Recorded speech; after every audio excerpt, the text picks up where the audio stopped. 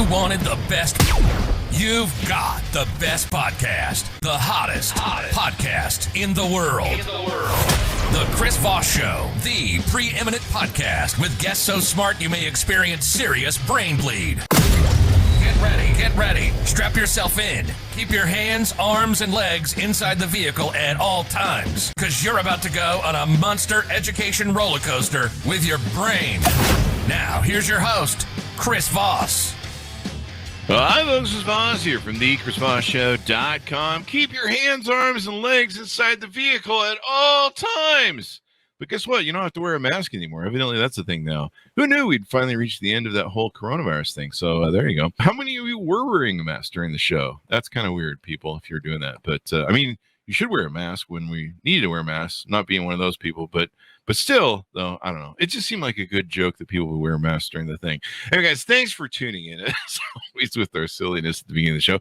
We love you being here. Remember, tell your friends, families, relatives to subscribe to the Chris Voss Show.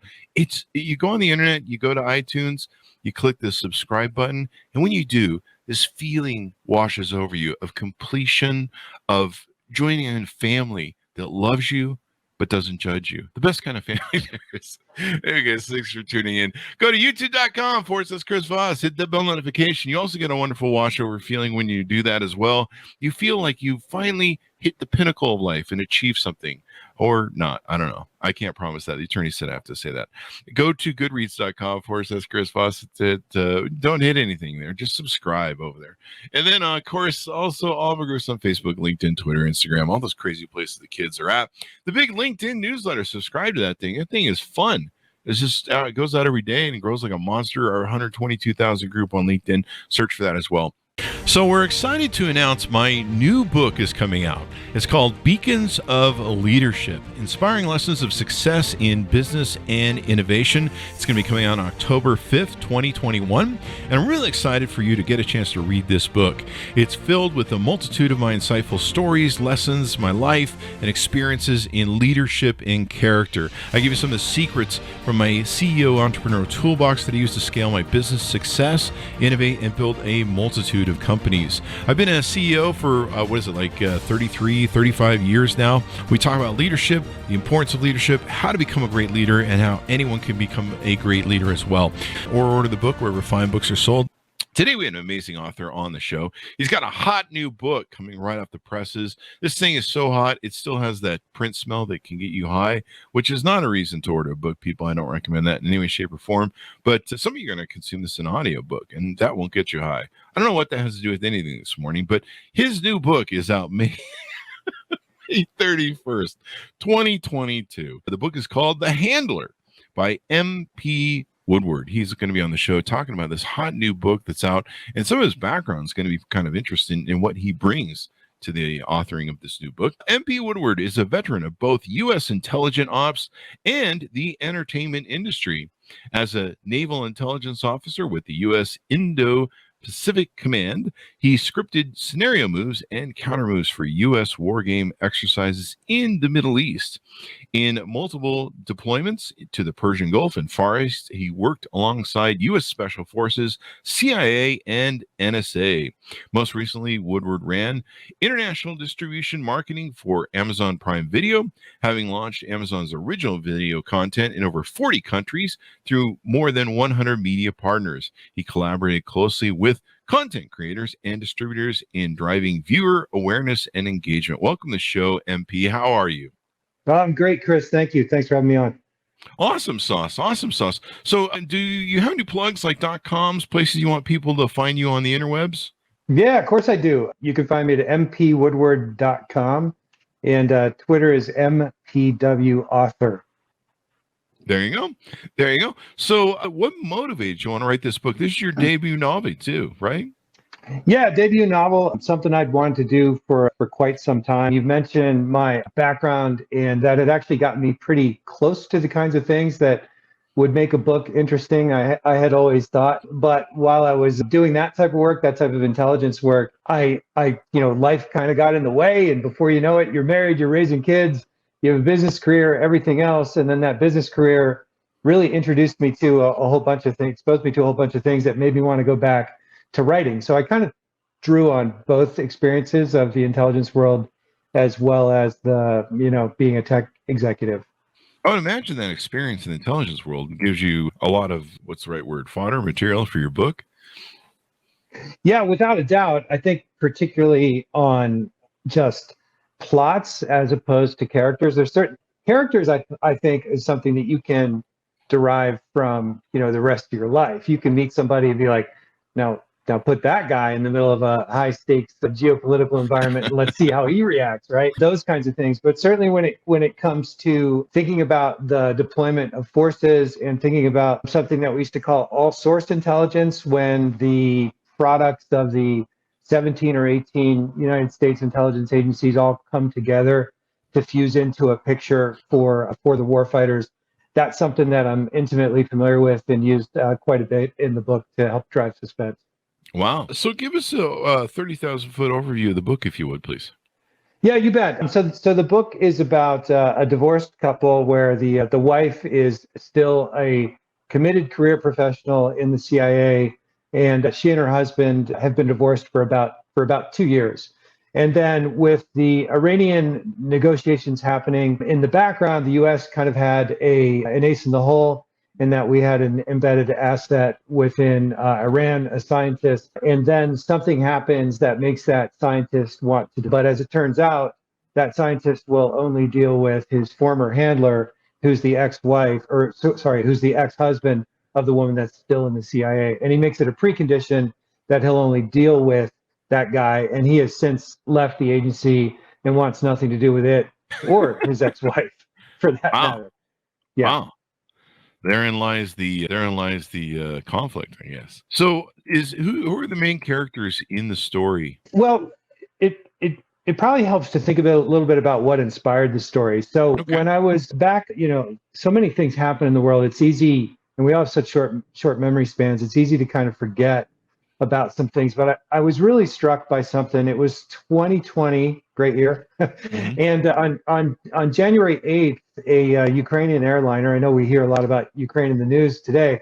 This had nothing to do with the current conflict. It just happened to be a Ukrainian national carrier, and it was taking off from Tehran with a lot of Iranian students on board, many of which were going back to Canada to return to school because it was January, right? So winter break was over. And shortly after liftoff, the Iranians, the IRGC, Air Defense Command, the Iranian, Revolutionary Guard Corps, their Air Defense Command, fearing aggression from the U.S., thought that this airliner was a cruise missile, and they shot it down.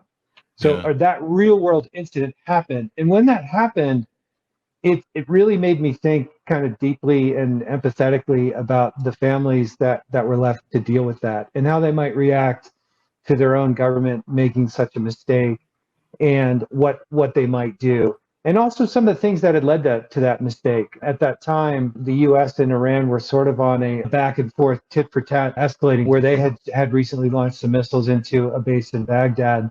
And so it made me think a lot about that geopolitical situation. And then in my former life, to think about how the U.S. intelligence community would react to something like that. So those were the things that brought it together. So one set of characters are the Iranians and the families affected by this.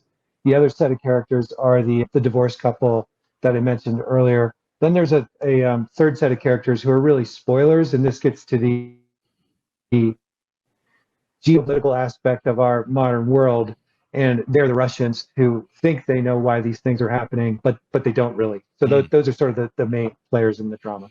Were there any favorite characters that maybe you identified or took from people in maybe your experience or real world or something that helped shape your characters? Yeah, one of the themes I tried really hard to emphasize was the value of relationships, the value of marital relationships, of family relationships, and how that is, in a way, our highest duty above, national relationships and other things that we might do. So that occurs with the Iranian family. It also occurs in the action between Meredith, who's the CIA professional still in the service, and her ex-husband John, and the jams that they get into and how they rely on that relationship, even though they're divorced, to sort of come through and save the day. And I identified with all of these characters to a certain extent. I tried to make them so they're not too young. They're all kind of in their 40s, old enough to have experienced some things. Some highly flawed. Some of them are led by things like greed and ambition and a desire to get ahead in the large organizations within which they work. And of course, I experienced that a lot in my daily life. I've certainly I had to swim with the sharks in large companies and those kinds of things. So I wanted to bring those aspects into these large intelligence bureaucracies. Yeah. And so for the most part, she and he worked for the CIA. Is it largely a CIA-based novel? Yes and no. They are definitely the main protagonists, and she's still in it. He's out of it. And the CIA is at the core of the drama because they're the only ones that really knew about this one intelligence asset, or it was controlled by them. But we bring in the Defense Department quite a bit because the extension of intelligence policy ends up being a lot of different agencies. So yes, centered around the drama, but with hopefully a broader tableau of the other intelligence agencies acting out as well. Would you say it falls in the vernacular of like Jack Ryan sort of stuff, those sort of thrillers? Yeah, I am. A question I get often is like, who influenced you? I think sure. When I was growing up in the 1980s, Tom Clancy was extremely popular in those kinds of books. And if you look at those books that we called techno thrillers at the time, one of the things that they do really, really well is they discuss the inner workings of an agency highly accurately. So I wanted to capture that. They also describe the technology used, back then, particularly for weapons and things, in a very accurate way. I wanted to update that approach in a couple ways. One is our technology is much different today, and having been a tech executive, I really wanted to bring in what we see in modern telecommunications and internet technologies. I really wanted to bring that into the intelligence world and think a lot about how that would affect intelligence operators. I also wanted the book to be a bit more character driven and to have truly flawed characters who were maybe doing things out of their own personal interests, not always necessarily the things that their job required. Mm-hmm. Well, that makes all the difference when it comes down to it. What are some other, what do you think kind of sets it apart from other books in the genre? What do you think makes it stand out? One of the things that I at least reacting to some of the comments that I'm getting back from people, probably a big one is the empathy for people that are traditionally villains. We don't have people in this book who are just, flat out evil and they're just driven by, every bone in their body, or they're non-American and so they're bad. Everyone in the book has a personal motivation. So you might not necessarily agree with that motivation, but you can certainly empathize with it. And in some respects, you might even root for them a little bit, even though you might, want something else to happen. You can certainly understand the roots of a conflict. And that's something I was really trying to go for, so that we didn't have something where it was just sort of good versus bad, or a rah-rah side and a not rah-rah side. But to really try to plumb the depths of that complexity in geopolitics and intelligence. Yeah. So a pretty interesting book. When you wrote it, did you see any Hollywood, characters? A lot of these books get picked up for Hollywood shows, even Amazon and Netflix and all this stuff. Was there any characters maybe that you had in your mind from Hollywood that you're like, I could see like, Tom Cruise playing this? I don't know. I think that's a temptation for authors, but I think it would be a dangerous thing to do. And if I'm honest, you mentioned this is a debut book. When I started it, it was really for fun.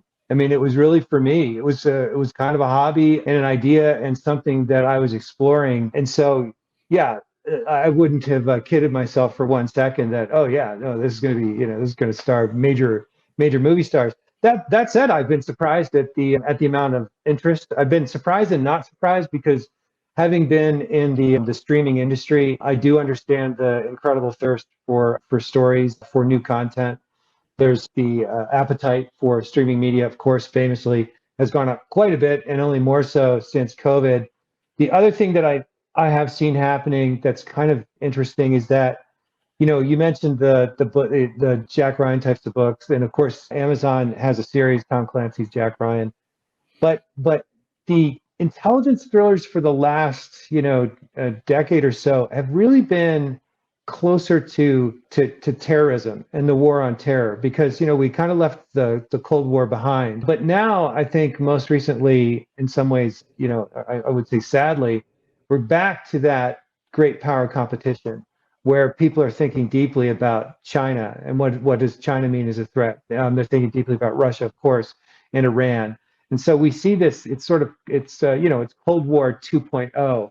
And so I'm starting to see more and more intelligence thrillers that come from that side of things. Mine certainly comes from that side of things. And that's what I had intended to highlight. In fact, geopolitics probably moved faster than I thought they would, to the point where, I look at the book now and in a way it has more relevance than I ever dreamed it would. And that's not necessarily something that pleases me. That's just the way the world has evolved. Kind of weird how that works. Everything seems to be circling around. It's life imitates something, right? Yeah, it's going to be even more interesting. There's rumors that on May 9th, I think it is, the May Day for the Russians, they're looking at expanding this war. At least I think they're going to use it to bring more people, national draft or more conscripts into the war. And it's super depressing, because I was reading in the newspaper yesterday, they were interviewing some man on the street Russians, some of whom were accepting coffins back from the conflict. Mm-hmm. And they're believing what they're hearing from the national government, from propaganda sources, so they're blaming the West. They're saying, hey, look, and they're kind of taking Putin's line. And that's rather distressing. And it hits on a theme I was trying to get into this book, that in our modern world, information just moves a lot differently than it has in the past. And it can be manipulated, and it can move very, very quickly, and it can come from just about anywhere. And that has an effect both on politics as well as our policy.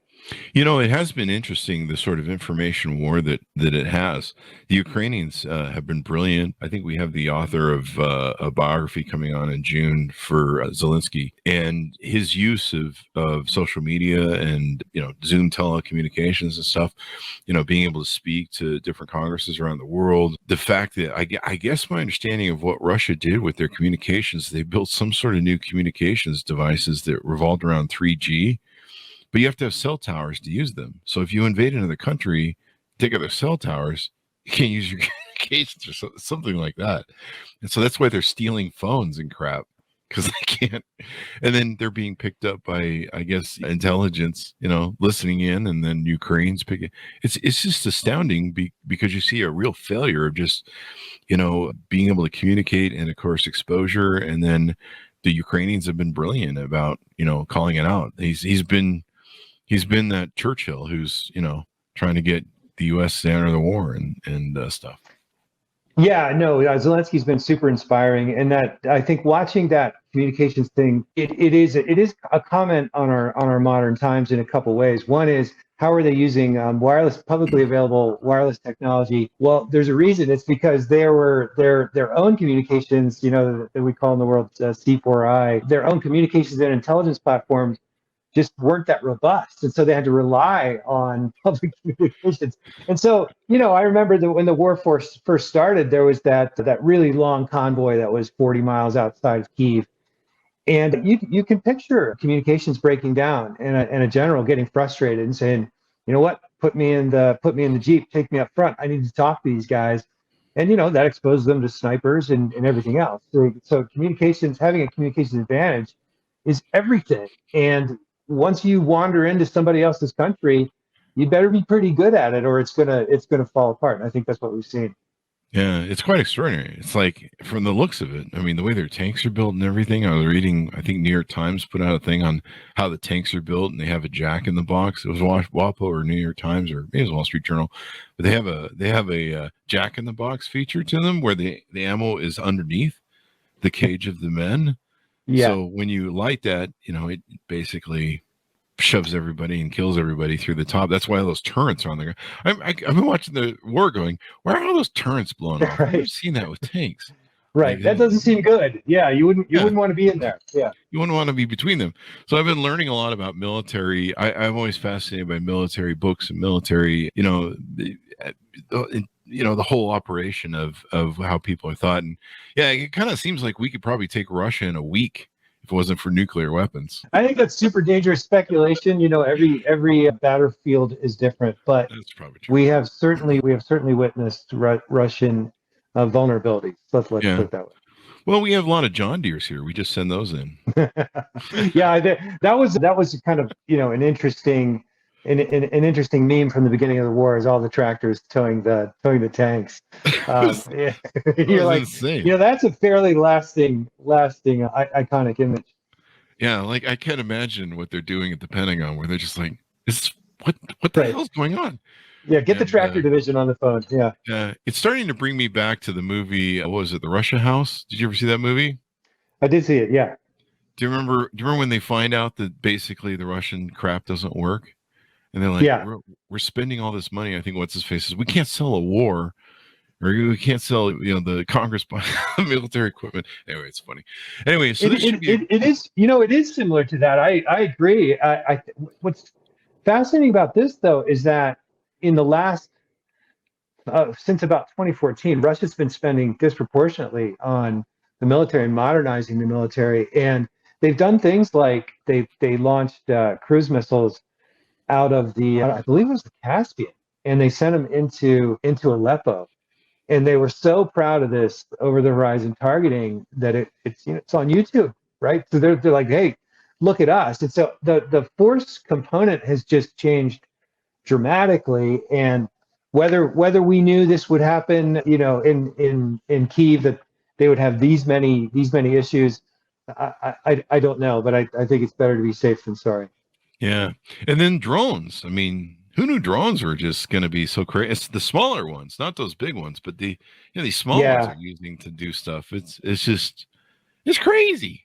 But and it's an example of like that technology is affecting absolutely everything, right down to the battlefield itself, where you see these drones that are kamikaze drones, switchblades that take off, fold their wings, and dive right into a tank, right, coming out of an old-fashioned mortar tube. And I feel like war colleges are putting together all their American war colleges are putting all their material together as we speak. I think we didn't necessarily know the effectiveness of some of these things, and so you see a run at manufacturers on these kinds of weapons, and I think it'll dramatically change the force component of our infantry forces going forward. Yeah, kamikaze drones and stuff. I was reading in somewhere there was a theory that tanks are kind of obsolete these days because they're just sitting ducks basically in these sorts of things. But it'll be interesting, and it'll be interesting how many books are written, between novels and, like I said, military intelligence manuals on this new style of war technology. Well, I think one of the most interesting things is that the classic way you think of a battlefield is, there it is. The battlefield's over there. There's, the two sets of opposing forces are facing off, or maybe it's urban warfare and they're kind of going from building to building, and we're all steeped in movies like that. And in this case, the division between civilian and military is really blurry. And I feel like that is a very modern thing, and is partially enabled by new communications technology. I saw something where, it was an interview with a woman who had gotten a bunch of Javelin anti-tank missiles, and she's driving her, I think it was a Prius, and she's driving her Prius around, getting out and firing, and she called it her eco-friendly killing machine. Right? And then you're reading about hackers who are joining in. Just to go on Reddit and kind of get the live feed from folks, it's very interesting. And so you're seeing a lot of people join into these things that wouldn't never normally have had a stake, but I think the nature of our times means that they do. Yeah, it's definitely an information war. I think it was Putin, if I recall rightly, who said that the future of war is AI, and I think he's finding out the hard way. He's Yes, that he doesn't have as much A as, or as much I as he thought. Yeah. There you Plenty go. of A, not enough I. Yeah. Yeah. Anything more you want to pitch on in your book, tease out in your book? We, of course, can't give away the ending in the middle, so that's the fun part about novels, because you got to go buy the book. Yeah, you can't give away the ending. I would just say, look, if you've been looking for that intelligence thriller, you're a fan of Le Carre, and you would look like a reboot into modern times with modern tech. That's really what this is about. There you go. There you go. Well, thank you very much for coming on the show, MP. We really appreciate it, man. Hey, Chris, it's been great to be here. Thanks very much to your audience for listening as well. There you go. Give us your plugs before we go out to your .coms, if you would. Yeah, it's mpwoodward.com, and Twitter is at mpwauthor. There you go. There you go. Thanks, Monis, for tuning in. Go to youtube.com/Chris Voss. Hit the bell notification button. Go to goodreads.com/Chris Voss. Go to all our groups, Facebook, LinkedIn, all the crazy places those kids are playing on social media. Thanks for tuning in. Be good. Stay safe. We'll see you guys next time.